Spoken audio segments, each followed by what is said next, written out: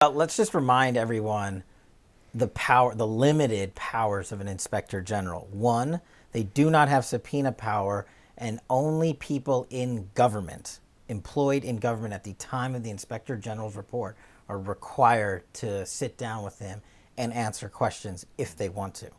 They have no authority outside of that. They do not have a grand jury power. They do not have subpoena power. So a lot of the individuals in question, the Comeys, the McCabe, the Strocks, the Lisa Pages, they were all fired or resigned or retired early as a result of our HIPSI House Intelligence report, because we were able to show the American people the ways in which they abused their authority. So an inspector general's report is limited, but I would say this. The keynote from that, and I know most of the media wanted to ignore this, is he found 17 errors in the 4 federal warrant applications against the Trump campaign, any one of which, he said, was sufficient to overturn each individual warrant. And that was the inspector general. And 2 warrants eventually were reversed entirely by the Department of Justice. So that is a significant finding by the inspector general. But if you want to know what actually happened, you need to have criminal investigative powers, which the IG does not, but a John Durham would. So John Durham is still around as special counsel now. He's left his role as a U.S. Attorney for Connecticut, but we really haven't heard anything from him.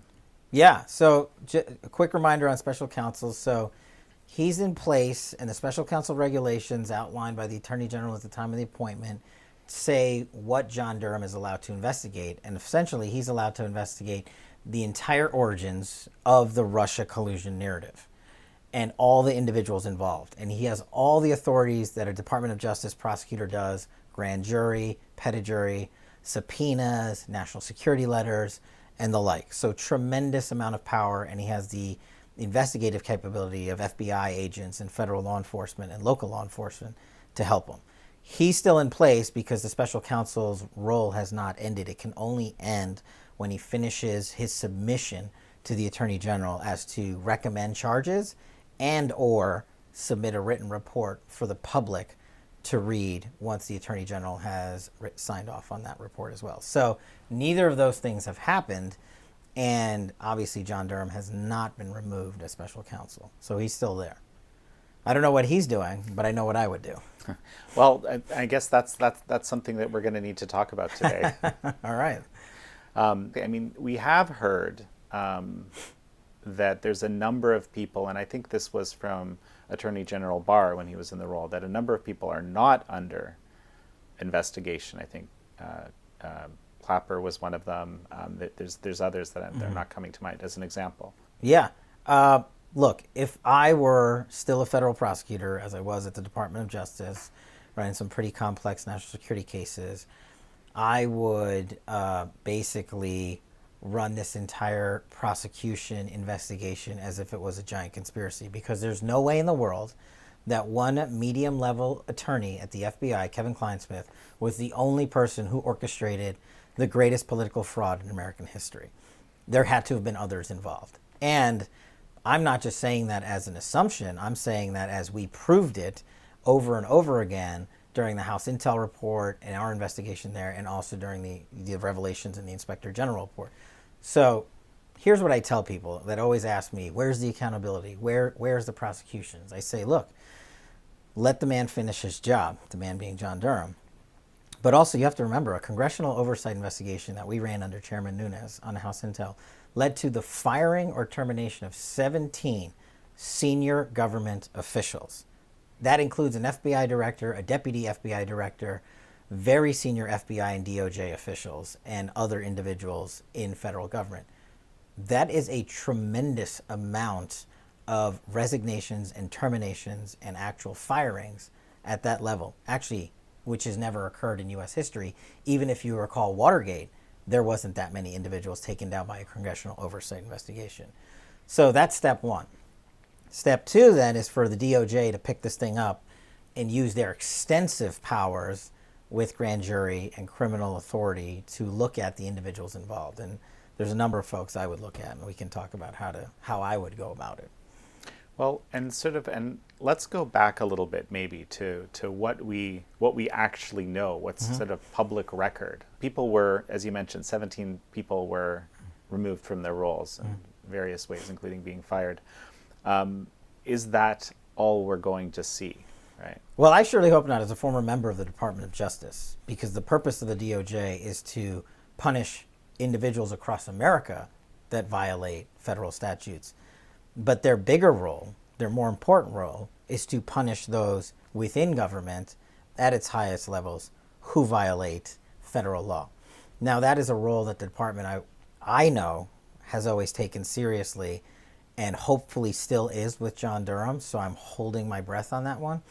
But outside of John Durham, the American public has to know that federal judges have, there's a saying, when I was a public defender and a prosecutor, no one's more powerful than a federal district court judge.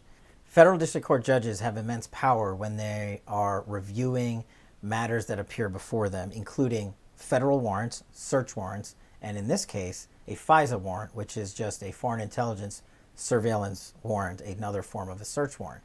There has to be the highest levels of authorization and approvals to spy on a presidential campaign. And a federal judge who authorized that warrant, and now we know there's 4 warrants authorized by 4 federal judges, each of those can haul every individual involved with that warrant, from the Attorney General to the FBI Director to his entire team, before his court and say, we now know there was a fraud committed upon this court. I am initiating contempt proceedings, which are federal offenses. And that's something also I think we should revisit. There were 2 of these FISA warrants that as you just mentioned, that were invalidated. Now that's something that's very, very rare, as I understand it. Yeah, so reversing a federal judge is, if you ask a federal judge, they'll probably tell you that's one of the things that they don't appreciate the most, because they're basically being told the decision you made to issue this search warrant or to issue this verdict in this case was wrong, was incorrect, either in law, in fact, or both. And so when I was running the investigation for Chairman Nunez, and I first went to him with the possibility that not only was a federal judge lied to, but the Foreign Intelligence Surveillance Court, which is a specialized version of the most sensitive matters in the national security apparatus. And even I agreed at first blush, how can that happen in America? That's not what happens here. So we had to dig and get evidence. And as you said, we were able to show the intentionally fraudulent material that was submitted to the federal judge in the application. But equally important was what was known to the government and was not submitted or withheld to that federal judge. And for the Department of Justice to invalidate, reverse 2 federal search warrants against the President of the United States because they agreed that what we found was accurate is significant in and of itself, and should have caused those 4 judges in the FISA court to act on their own while the Department of Justice was figuring out what to do. So why, let's take a guess, why wouldn't they? What would be the reasons a judge wouldn't act in this sort of, very, very unusual case, let's call it? Well, maybe either embarrassment, or they don't want to call more light to the matter, or be the ones as being recognized by the American public as having been duped by the FBI and the Department of Justice. But those aren't reasons sufficient for a federal judge to fail in the performance of their duties. So they have all the information they need to initiate contempt proceedings. Rewinding the clock a little bit, when we were working on this investigation on the Hill, we sent letters, classified letters, to the Federal Intelligence Surveillance Court, to the federal judges in charge of this process, outlining the various fraud and intentional misrepresentations and withholding of exculpatory evidence to the FISC in 2 different settings. And each time we were sternly rebuked.